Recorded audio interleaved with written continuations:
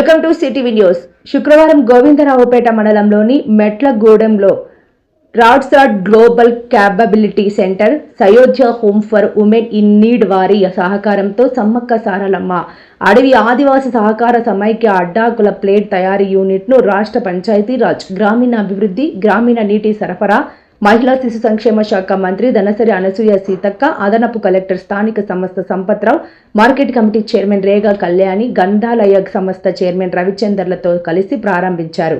అంతకుముందు వన మహోత్సవంలో భాగంగా మంత్రి మొక్కను నాటారు. ఈ కార్యక్రమంలో FDO Ramesh, FRO Abdul Rahman, Randstad global సంస్థ ప్రతినిధులు అక్యూల్, స్వప్న, విఠల్, సంయుక్త, మిక్కిలినేని, స్టైల్ దాసిక, సిఎస్ఆర్ టీం ప్రణిధి, పూర్ణ, శైలజ, వంశీ, కృష్ణ, వంగల, స్మిత, కదారి, ప్రజాప్రతినిధులు, సంబంధిత అధికారులు, మహిళా సంఘాల సభ్యులు తదితరులు పాల్గొన్నారు.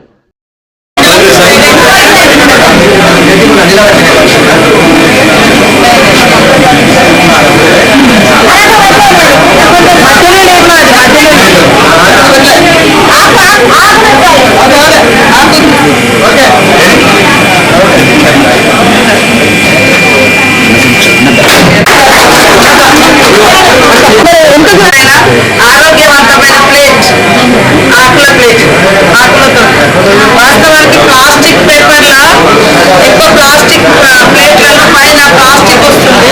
దాంట్లో వేడివాడి అన్నం వేసుకొని తింటే రకరకాల హెల్త్ ప్రాబ్లమ్స్ వస్తున్నాయి. ఇది మన గోవిందరావుపేట మండలంలో కొట్లగూడెంలో ఆదివాసీ మహిళలకు మరి ఈ ఫౌండేషన్